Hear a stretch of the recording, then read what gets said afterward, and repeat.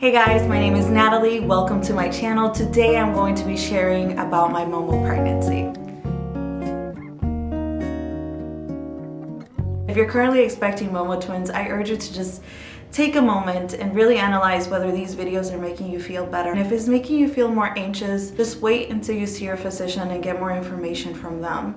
Because sometimes these stories just make us feel more uneasy. And I don't want you to feel this way, because I was there. I Googled, I watched a lot of videos, and I got so paranoid that every time I would wake up, I would check my sheets to see if I was bleeding, because we know the MOMO pregnancies are super risky. So please take a moment and just analyze whether this is a really good option for you. I found out I was pregnant mid-May, and I knew I wanted to have a home birth. I wanted to have a water birth, and I went and consulted several midwives. Only about one of them was really willing to come to where I live, and I proceeded with her. So she suggested that I went and got my physical done, blood work to see how I was doing, if I was going to need more assistance, and maybe she wasn't going to be able to help me. And so I did that. I did my physical and everything, and they told me, okay, you have to go get an ultrasound now.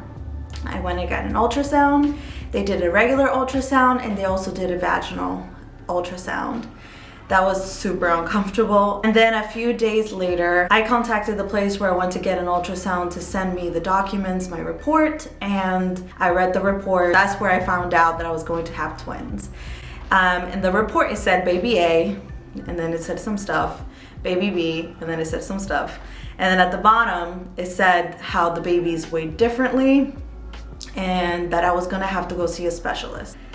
This freaked me out. I got on my knees and I sobbed, and I was very heartbroken, at the situation, because I knew that this was gonna be really hard. And just hearing, that it was a MOMO pregnancy and it's super rare and super high risk, it just didn't make me feel better. So MOMO stands for monoamniotic, monochorionic, which means that these babies will be sharing a placenta as well as a sac. There's a lot of risks that come with that. The babies could take each other's nutrients. They could, as they grow, they can tangle each other's cords around their necks and suffocate one another. There could be so many risks that come with that, and most of those pregnancies don't make it through, or they have C-sections really early on, like in the second trimester. And the more I read about all this stuff, the more I was afraid. And like I mentioned previously, I would wake up every morning and check if I had bled. I was so scared. And when I told my husband, he was super happy, but he also said, let's just stay in a positive space. Like, if we're worrying about this, if we're constantly thinking about the what ifs, we're just not going to sleep, or it's actually gonna make you more sick. So let's just not think about these things.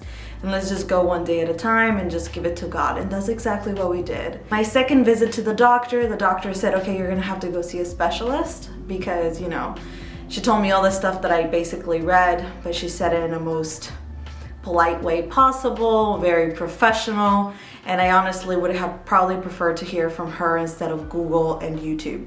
So I listened to her. She gave me a lot of peace, the way she said things. And then I went to the specialist a couple weeks later. They did an ultrasound, and I thought that was very weird when I was looking on the screen. The screen only said baby A, and it freaked me out when I only saw baby A. And I was looking at my husband, and my husband was so unaware what was happening. He didn't really catch up to what I was thinking, And the sonographer seemed very calm, but then she said, hey, give me a moment, I'm gonna go get the specialist. She brought in the doctor, and the doctor tells me, we're gonna do a vaginal ultrasound. And I was like, why? And he said, because we cannot see baby B. Maybe baby B is just hiding behind baby A, but we want to make sure that everything is fine. So I was like, okay, let's do it. So I got undressed. They did the vaginal ultrasound that, again, is super uncomfortable. And when they did that, sure enough, he came a couple minutes later. He said, we can't find baby B, and he explained to me that this is very normal. They call this the vanishing twin, where one of the twins just disappears from the womb, and basically my body consumes it back again. I don't know exactly how it works, but that's what he told me. So those type of miscarriages, you do not bleed. The baby just leaves your womb. It's just not there anymore. And this happens very early on in pregnancy. It doesn't happen like, you know, in your second trimester. Well, it could happen, but it's more severe, like you would bleed and all that stuff.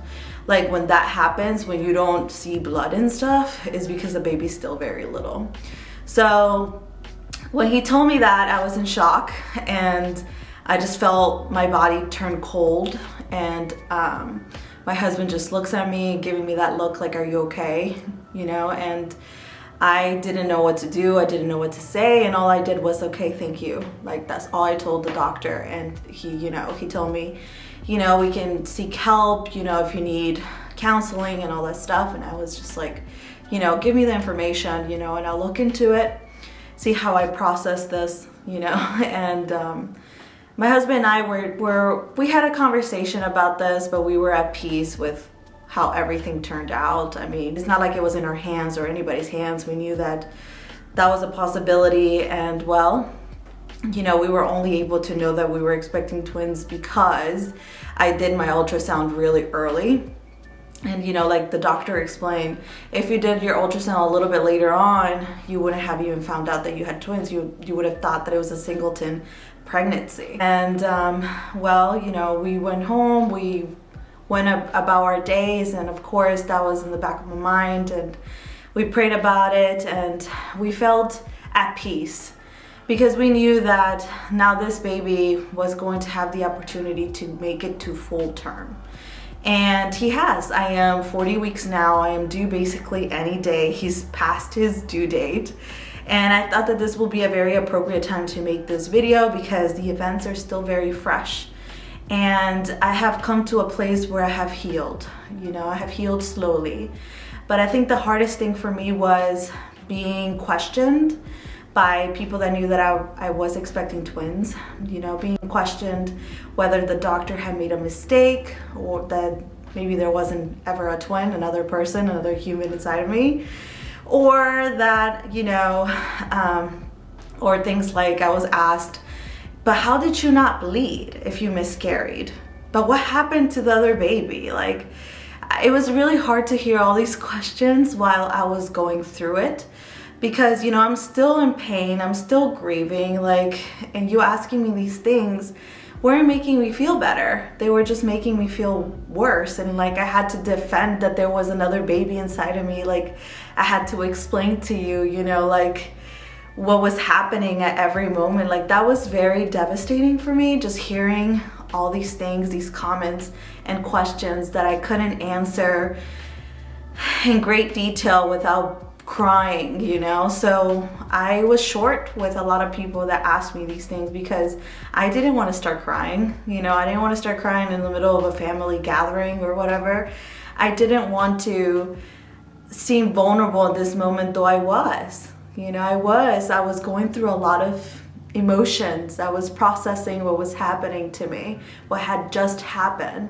And also knowing that I had this idea that I was going to be able to have two babies, and now they told me no, it's actually just one.